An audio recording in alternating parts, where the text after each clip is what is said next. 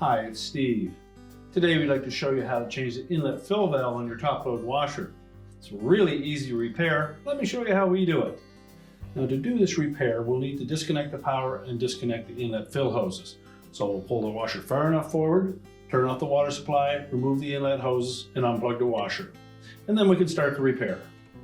Now next we'll need to tilt that console back so that we can remove the cabinet. Now your model may have screws that go down through behind the end cap, maybe on the back. If there are no screws visible, typically all we'll need is a thin putty knife. We'll go in from the front, and you'll meet resistance from a spring clip. Just depress that clip. At the same time, rotate up on the front of the console.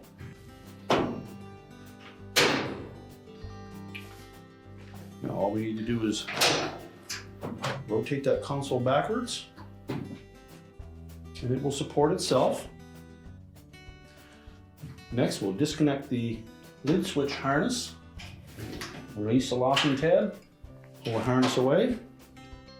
And our next step will be to remove the two clips that secure the cabinet and main top to the back panel. So just take a flat blade screwdriver, go down through the opening at the front of that clip. The screwdriver will fit into a little channel. Bottom the screwdriver out, and then pivot it forward to release the spring. We're basically putting our screwdriver in there and releasing that clip where it hooks onto the cabinet on this edge. And the same on the opposite side. And we'll set those aside. Now next, we'll raise the lid on the washer, and we'll just grasp the inside edge at the top. We'll tilt it slightly towards us.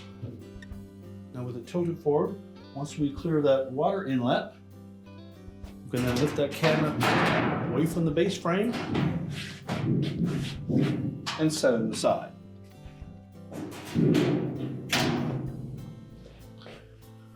Well, next we'll disconnect the wire harness to that inlet valve. Simply depress the locking tab, separate the harness.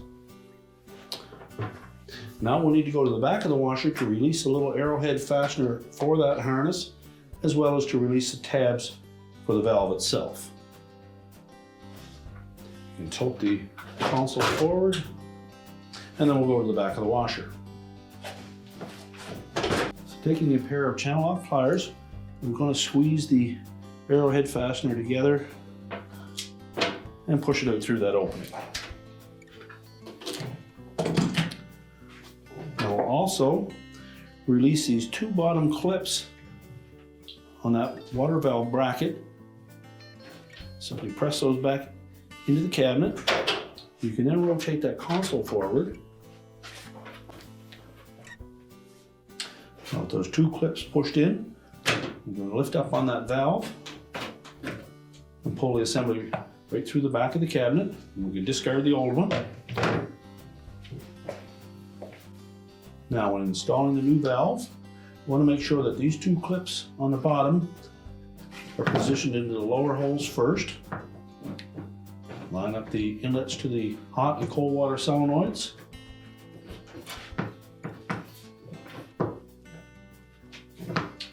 Compress that arrowhead fastener for the harness through the hole in the back of the cabinet.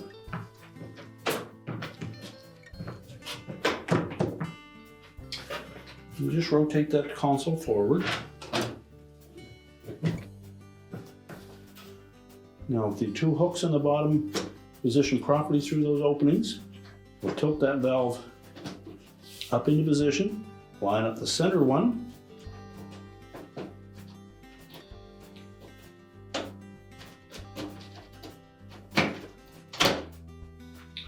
and then snap it into place. The two tabs on the bottom should pop into that square opening, as well as the two on the top. That will lock that valve into place. And now we can put the cabinet back on. Now as we position that cabinet over the base frame, again we want to make sure that that bottom lip at the front of the panel goes in underneath the base frame. And then we're looking down through that lid opening, we can see where those two hooks are on the base. And line that up top. Tilt the cabinet back. Also make sure that we pull that back panel forward enough that the cabinet will sit down over the fill valve. Then just check the rear corners to make sure that they dropped into place.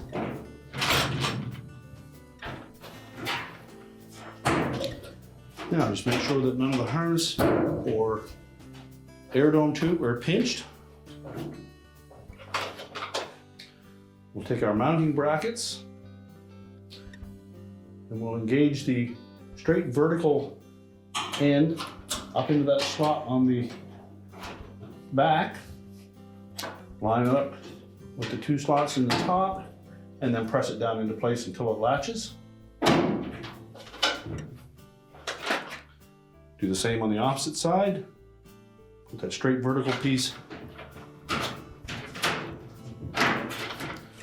right into that slot on the back panel. Line it up, snap it into place. We'll reattach our mid switch harness.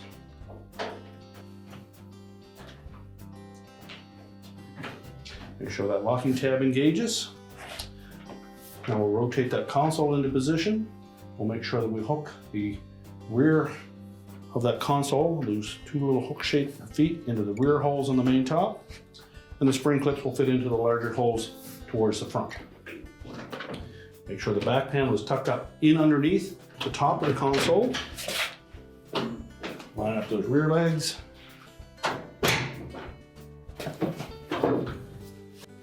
And then press it down into place. Now we're ready to push the washer back into position. Now with the washer pushed back sort of into place, we'll reconnect our fill hoses, turn on our water supply, make sure we have no leaks, reconnect the power, push the washer back into place, and our repair is complete.